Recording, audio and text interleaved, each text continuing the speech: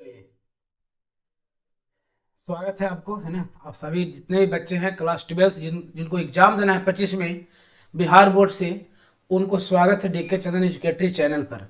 तो बच्चों, आप लोगों को पता है कि हम लोग ऑब्जेक्टिव से लेकर के सब्जेक्टिव से लेकर के 2 मार्क्स वाला 5 मार्क्स वाला जितना है सबको सबका जिम्मा हम लिए हुए है ना। आपको एग्जाम तक रेगुलर आपको ऐसे ही प्रीवियस ईयर क्वेश्चन ऑब्जेक्टिव हो चाहे सब्जेक्टिव हो, वो 5 मार्क्स वाला हो, किसी का खैर नहीं है ना। सब का सब आपका प्रैक्टिस करवाया जाएगा इस पे।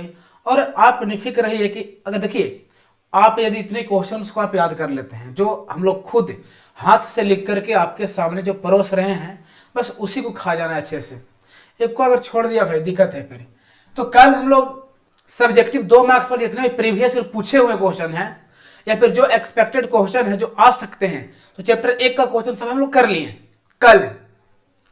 वो आपको मिल जाएगा वीडियो, है ना।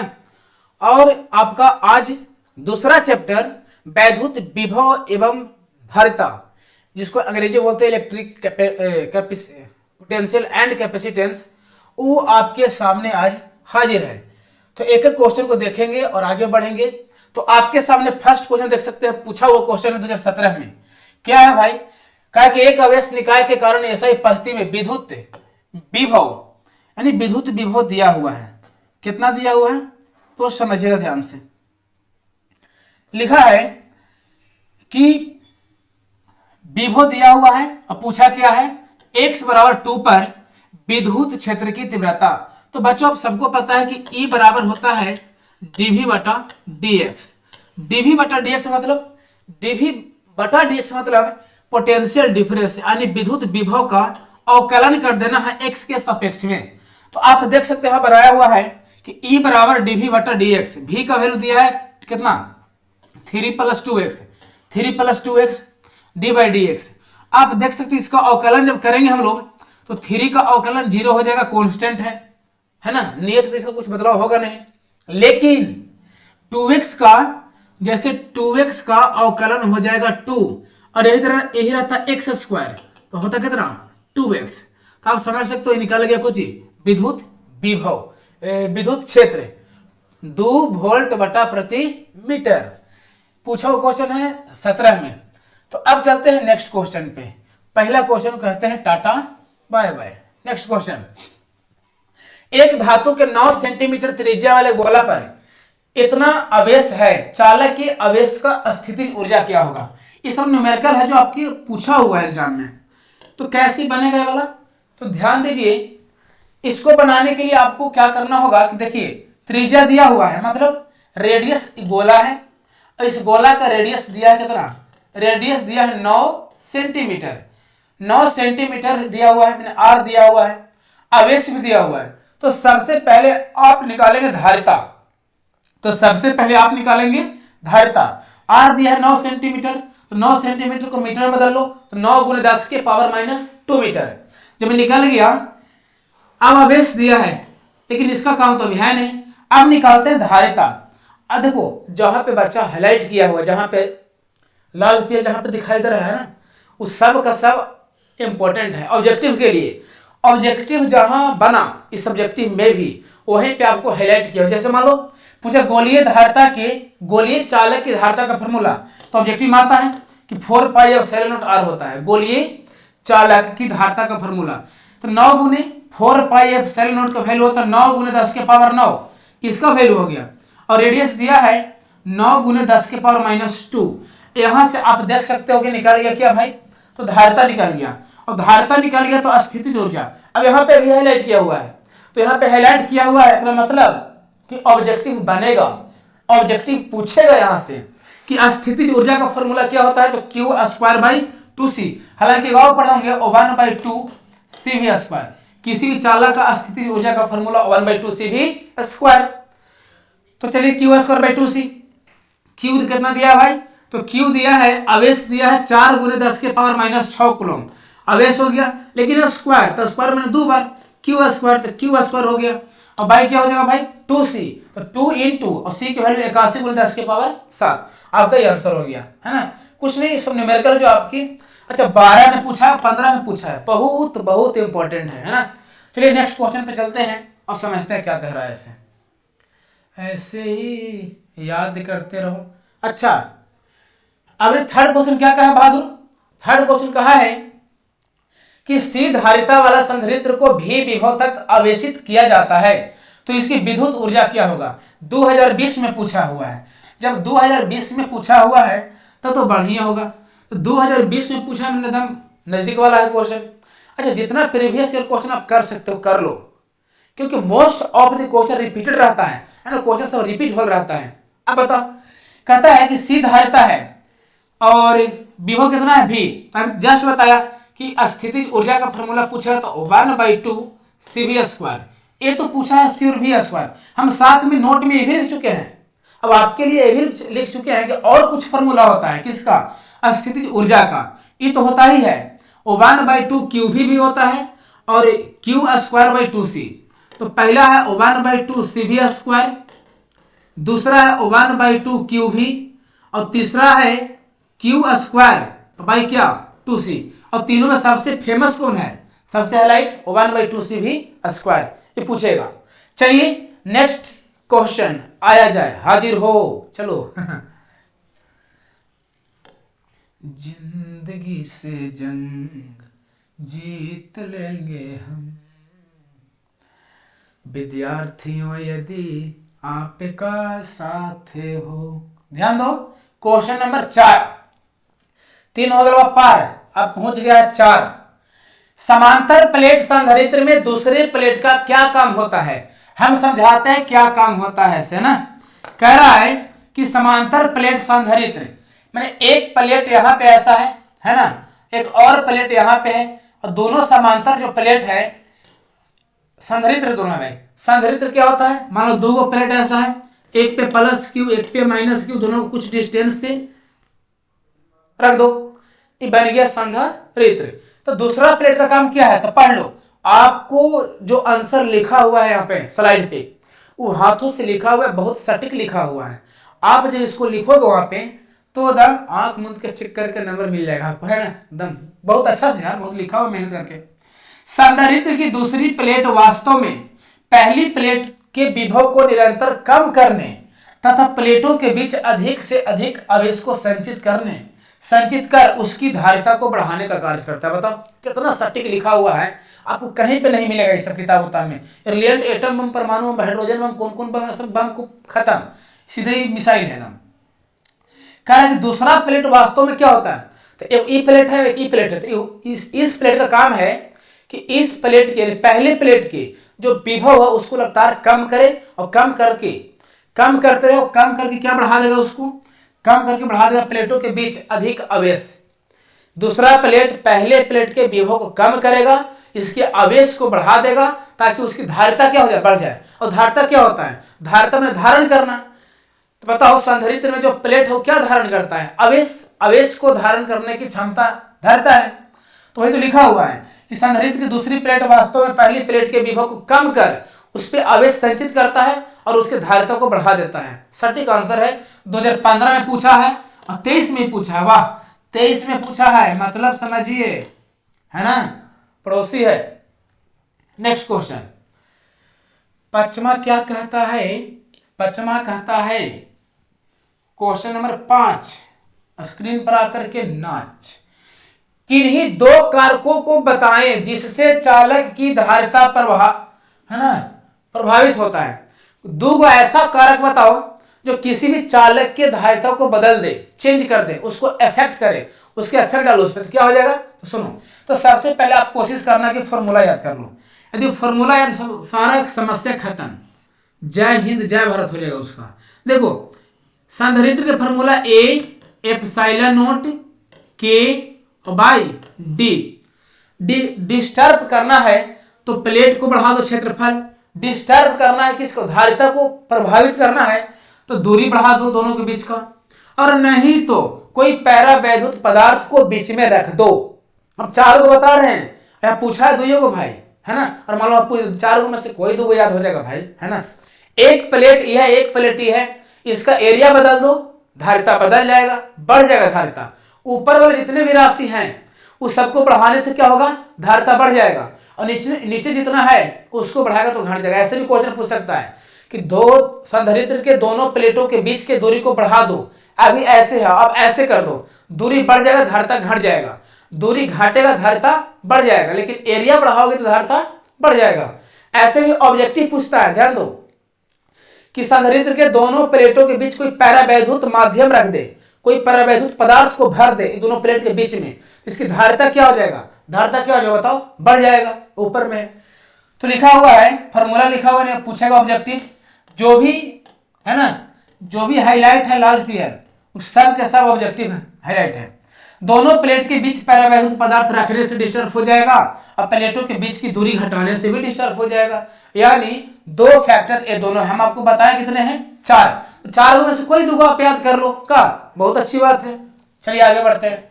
कहां से पूछेगा बिहार बोर्ड में क्वेश्चन, कहां से पूछेगा, सबको नाप लेंगे हम लोग।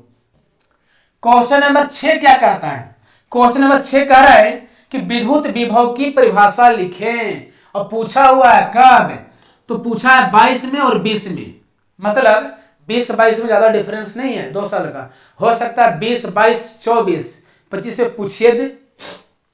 बताओ क्या है, इसको हम पहले बताते हैं, पहले सीखिए, रटना नहीं है, पहले सीखो और फिर और ध्यान दो क्या लिखा हुआ है ऐसे। ई कोई विद्युत क्षेत्र है, ठीक, ई कोई विद्युत क्षेत्र है, कोई आवेश अनंत पे रखा हुआ है, कोई भी परीक्षण आवेश, अब परीक्षण आवेश हमेशा धनात्मक होता है, पता होना चाहिए कि परीक्षण आवेश हमेशा धनात्मक होता है। तो कोई भी परीक्षण धन आवेश को अनंत से विद्युत क्षेत्र के किसी एक बिंदु तक लाने में जितना कार्य किया जाता है, यहां से उठा करके ऐसे घसकावित घसकावित घसकावित घसकावित लाना है, लेकिन जो इसका विद्युत बल है उसको विरोध में, है ना, विद्युत बल को विरोध करते हुए लाना है। यहां से कहां से, अनंत से किसी परीक्षण आवेश को विद्युत क्षेत्र में लाओ, जितना वर्क डन होगा वही होगा। किसी धन परीक्षण आवेश को अनंत से विद्युत क्षेत्र के किसी बिंदु तक लाने में, है ना, लाने में विद्युत बल के विरोध में जितना कार्य किया जाता है, कोई उधर विद्युत बल लग रहा है उसके विरोध में हम आवेश को खींच के ला रहे हैं, जितना वर्क डन होगा वही होगा विद्युत विभव।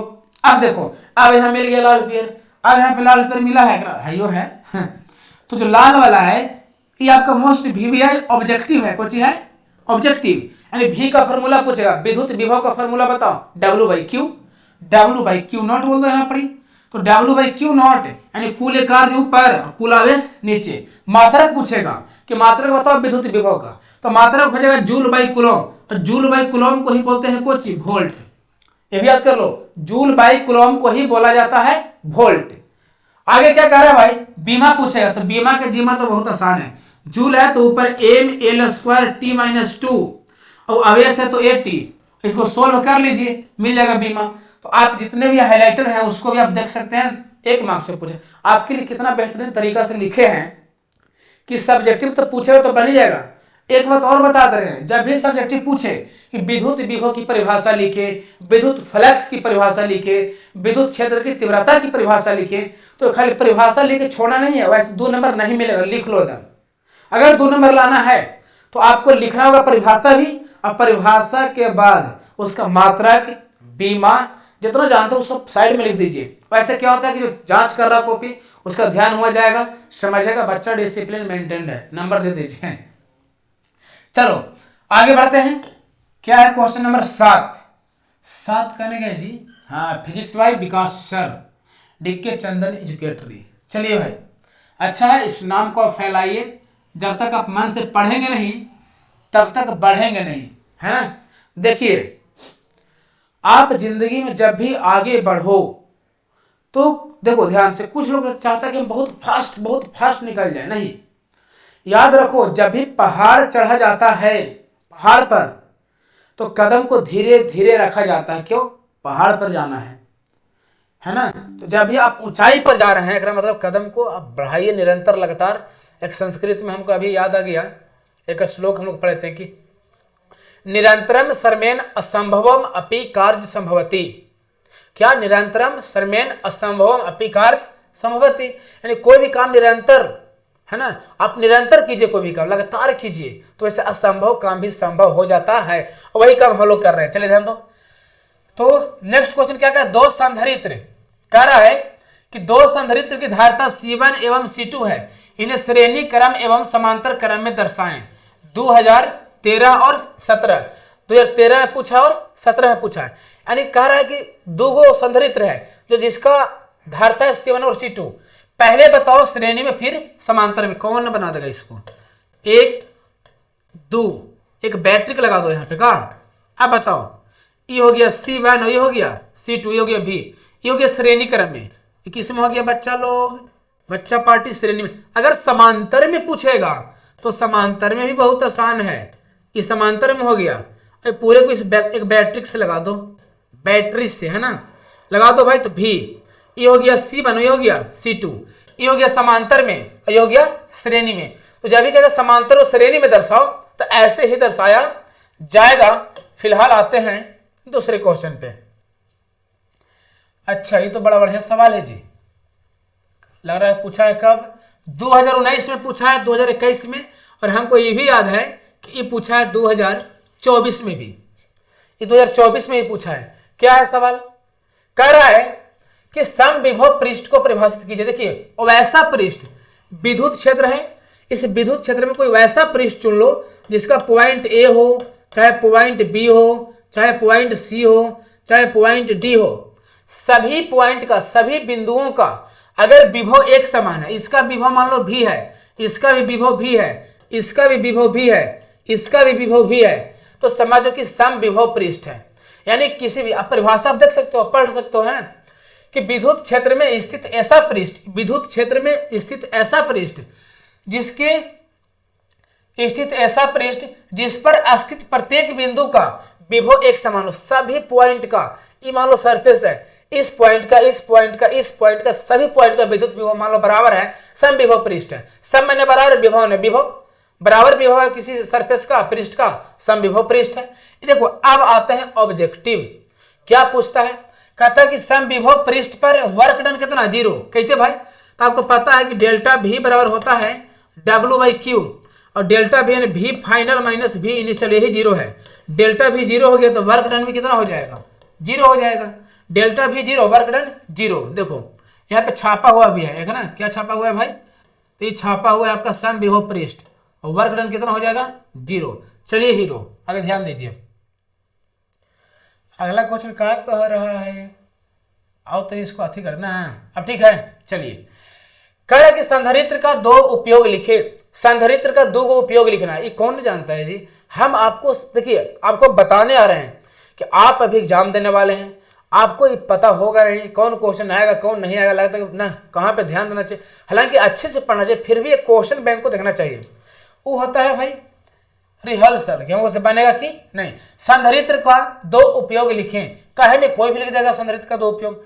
आवेश को संचय करने में, बिल्कुल अगर संधारित्र है तो इसका उपयोग है आवेश को संचय करने में, आवेश को संचित करता है, पकड़ता है, ये आवेश कहने गया, लाओ आवेश को धारण करता है। और दूसरा क्या है, ऊर्जा को संचय करने में, आवेश को संचय करता है, ऊर्जा को संचय करता है। और विद्युत उपकरण में भी, जैसे पंखों का देखता होगा कि पंखों में उसमें कंडेंसर खराब हो गया, तो कोई चीज है वो एक प्रकार के संधारित्र ही तो है, तो विद्युत उपकरण में भी यूज होता है ना, ऊर्जा संचय करने में और आवेश संचय करने में। चलते हैं नेक्स्ट क्वेश्चन में। चलिए अब आ गया बांदर ग्राफ, सॉरी वांडी ग्राफ, इसको हम लोग पढ़ते हैं प्यार से बोलते हैं बांदर ग्राफ, लेकिन बांदर ग्राफ नहीं बेचारा, ये बांडी ग्राफ है ना, वांडी ग्राफ। चलिए बाबू अब ध्यान दीजिए, कह रहा है कि जिनेत्र का उपयोग लिखे। वांडी ग्राफ जिनेत्र का क्या उपयोग है, 22 में पूछा है। देखिए इसका उपयोग, देखिए जब भी आप आंसर लिखें ज्यादा बात बनाने की कोशिश ना करें, क्योंकि आपसे ज्यादा बड़का बात बनाने हुआ बैठल है पहले ही से। ठीक है, वांडी ग्राफ जनित्र क्या करता है कि मिलियन यानी 10 के पावर 6 वोल्ट तक यानी उच्च विभव उत्पन्न करने वाला यह एक यंत्र है। वांडी ग्राफ जनित्र की सहायता से, ऐसे लिखेंगे कि वांडी ग्राफ जनित्र की सहायता से काफी उच्च विभव उत्पन्न किया जाता है। तो कितना, 10 के पावर 6 वोल्ट तक हो गया यूज। आगे ध्यान द नेक्स्ट क्वेश्चन पे। 15 क्या कर रहा है, 15/2024 मिला स्टार्ट का क्वेश्चन है जी। आओ आओ आओ, अरे बाबू रे 2024 अब 25 6 माइक्रोफैराड के संधारित्र का विभवांतर 10 वोल्ट से 20 वोल्ट कर देने पर उसकी ऊर्जा क्या होगा। देखिए बाबू ये बन जाएगा, यानी ये दिया है सी, यानी सी कितना दिया है, तो सी दिया है 6 माइक्रोफैराड। डेल्टा भी कितना दिया है, डेल्टा भी फाइनल माइनस इनिशियल यानी 20 और माइनस कितना 10 बराबर 10। अब ऊर्जा पूछ रहा है तो ऊर्जा का लगाओ formula 1/2CV square. 1/2CV square का मतलब यू बराबर 1/2 और सी का वैल्यू 6 और भी का दिया 10 तो 10 गुने 10 2 से क्या बार में 3 10 10 या 100 100 तो यार 300 यानी 300 जूल हो जाएगा। बहुत आसान है, ये मेरा फॉर्मूला लगेगा 1/2CV स्क्वायर। सी दिया है 6 और भी दिया है 10, डेल्टा भी डिफरेंस। अब बन जाएगा, आप देख सकते हो ये पूछा होता है 24 में। जब भी न्यूमेरिकल पूछेगा तो ऐसा ही पूछेगा, बहुत बड़ा पहाड़ नहीं पूछता कि 92 में करेगा, तो ऐसा कुछ नहीं है।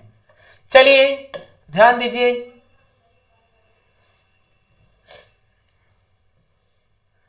शायरी सुना देते हैं ना, है कि हालांकि हटाइए परीक्षा बाद इच्छा से होता है परीक्षा नहीं। कह रहा है कि विद्युत क्षेत्र की तीव्रता एवं विभव के बीच संबंध लिखें। ये तो ऑब्जेक्टिव वो पूछता है जी, बहुत पूछता है। कह रहा है कि बस लिखना है, स्थापित नहीं करना है कि विद्युत विभव और विद्युत क्षेत्र में क्या संबंध, स्थापित मत करो, बस लिखो आप क्या होता है ऐसे। तो आपको बता दें कि E बराबर होता है माइनस का दाल भात डीवी दाल भात नहीं d v minus d v upon dx। ये होता है लिखा हुआ है यहाँ पे, ऑब्जेक्टिव ही पूछता है। आप देख सकते हो अभी सेंटर पे एग्जाम हुआ है हाल ही फिलहाल में, जितने भी क्वेश्चन करवाया गया था उसमें बहुत सारा उसमें क्वेश्चन है। तो ये वाला क्वेश्चन भी था उसमें कि E बराबर माइनस का dv बटा dx। E क्या है, विद्युत क्षेत्र। अच्छा माइनस dv बटा dx। क्वेश्चन 2 मार्क्स में जानते क्या पूछता है, कभी कभी पूछता है कि विभव प्रवणता क्या है। लीजिए हम इसको भी हाईलाइट कर दिए हैं कि विभव प्रवणता क्या होता है। तो दूरी के साथ विभव में परिवर्तन की दर को विभव प्रवणता करते हैं। जैसे जैसे डिस्टेंस बढ़ा रहे हो, जैसे जैसे दूरी बढ़ा रहे हो, तो विभव में कैसे परिवर्तन हो रहा है, उसकी रेट क्या है बदलने की, वही होता है विभव प्रवणता, दूरी के साथ विभव में परिवर्तन की दर। आगे ध्यान दिया जाए,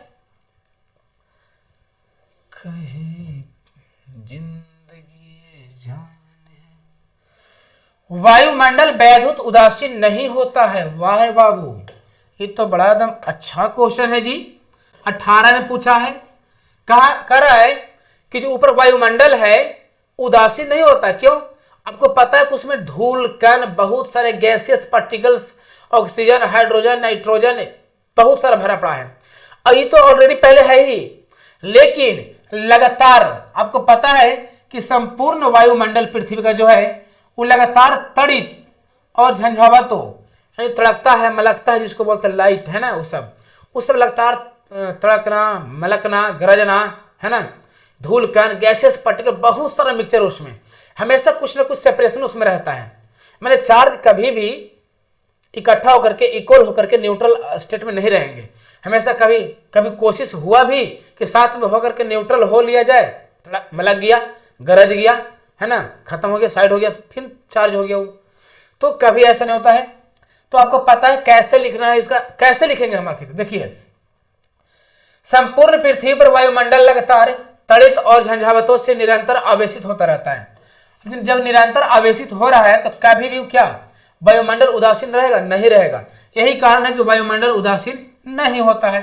कितना अच्छा आंसर लिखा, एकदम शॉर्ट, एकदम कोई इसमें बातों को घुमाया नहीं गया है।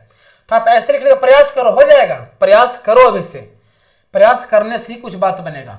21 में पूछा हुआ है, क्या पूछा हुआ है कि चालक की धारिता से आप क्या समझते हैं। हम पहले बता चुके हैं कि कोई भी चालक की धारिता का मतलब क्या होता है, धारण करना। क्या होता है, धारण करना।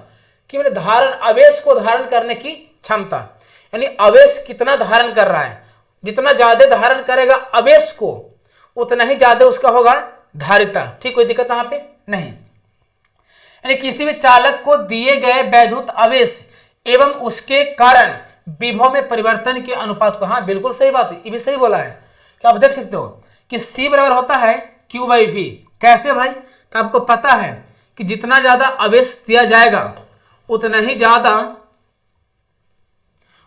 ज्यादा भी में चेंजिंग होगा। ये जब हटता है तो आता है सी बी, तो हमको सी पूछा है तो क्यू बाई भी फॉर्मूला से भी डिफिनेशन लिखा जाता है, ये फिर न रही है लिखा जाता है। तो सी बराबर क्यू बटा भी, ये ऑब्जेक्टिव आ गया ना, जहां पे लाल पेड़ दिखाई दे ऑब्जेक्टिव है वो।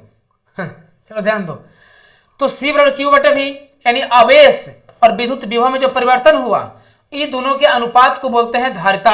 आप ऐसे नहीं लिखो तो ऐसे भी लिख सकते हो कि कोई भी चालक की आवेश को धारण करने की क्षमता, आवेश को धारण करने की क्षमता को बोलते हैं उसकी धारिता। आप देखो ध्यान से, आप ऐसे मात्रक फैराड होता है, अब बीमा होता है तो बीमा देखिए रहो यहाँ पे ए मिल स्क्वायर टी पावर 4 ए पावर माइनस ए के पावर 2। ये एक बहुत फेमस सवाल है, हमें बता दे रहे हैं, डिस्कशन कर दे रहे हैं। आप सबको ही बताओ कमेंट में कि एक फैराडे में कितना कूलॉम होता है। हम आंसर बता दे रहे हैं 96,500। एक फैराडे में 96,500 कूलॉम। वाह, एक फैराडे में 96,500 कूलॉम। ये पूछता है ऑब्जेक्टिव, याद कर लेना। चलिए आगे बढ़ा जाए और समझा जाए क्वेश्चन को। कह रहा है कि यदि, अच्छा क्वेश्चन नंबर 14, अच्छा कोई बात ना है।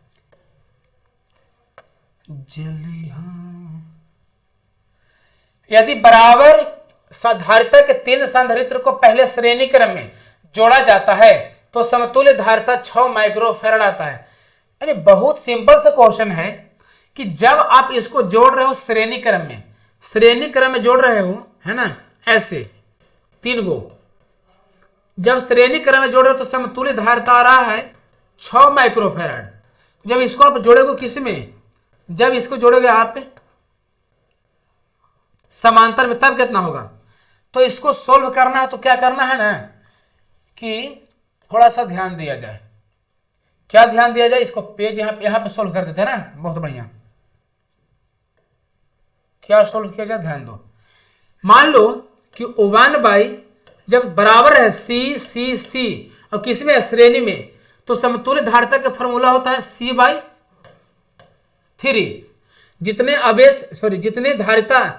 जितने संधारित्र लगे हुए हैं श्रेणी क्रम में उसकी संख्या नीचे और एक संधारित्र की धारिता को ऊपर रखो, यानी ए वाला C/n वाला फॉर्मूला ना, बराबर है तो C/3 और कितना दिया है 6, तो C का वैल्यू आ गया 18, यानी 18 हो जाएगा।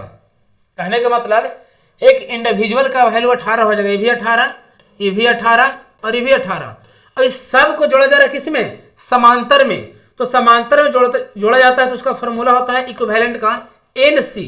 तो N कितने भाई 3, तो 3 और एक का वैल्यू कितना है 18, तो 18 का 18, 18 दूनी 36, 18 तिया 54, यानी 54 माइक्रोफैराड। सिंपल सा लॉजिक है। ऐसा कुछ घुमा के पूछ सकता है कि मान लो कि 5 माइक्रोफैराड के 3 गो है और 3 गो मान लो कि संधारित्र है और तीनों को जोड़ा गया श्रेणी क्रम में, तो श्रेणी क्रम में जोड़ने पर समतुल्य धारिता आ गया है मान लो 5 माइक्रोफैराड, है ना। तो समांतर में जोड़ने पर कितना होगा, तो यहां पर आओ, पहले तो 6 और श्रेणी क्रम में तीनों है ना, तो 6 18 हो गया। अब क्या करना है कि पहले 3 से गुना कर लो इसको और वापस फिर इसको 3 से गुना कर लो, तो 5 या 15, 15 या 45। अगर ये सब क्वेश्चन आपको अच्छा लगा, समझ में आया, आपके लिए ही बनाया गया है कि ना कैसे हो बाबू मैं पढ़ के नंबर ले आना तो नहीं, है ना, ताकि कोई बात न रहे। चलिए इस सब क्वेश्चन हो गया आपका समाप्त। तो चैप्टर 2 हो गया समाप्त। अब जब भी मिलेंगे तो चैप्टर 3 के क्वेश्चन, और 3 में आपको पता है कि कार्बन कोडिंग, जब मान लो कार्बन का जो कार्बन रजिस्टर होता है, या फिर आपको जितना भी रिलेटेड अच्छे क्वेश्चन है वहां पे 2 मार्क्स वाला, जो अभी तक पूछे हुए question previous year question bank में आपको मिल जाएगा। तो उस सब क्वेश्चन का आंसर खुद से लिख करके कैसे सटीक आंसर लिखा जाए कि 1 मार्क्स ना कटे और ना तो ज्यादा दिया जाए नंबर मिस्टेक से। चलिए ठीक है, बाकी मिलते हैं कल।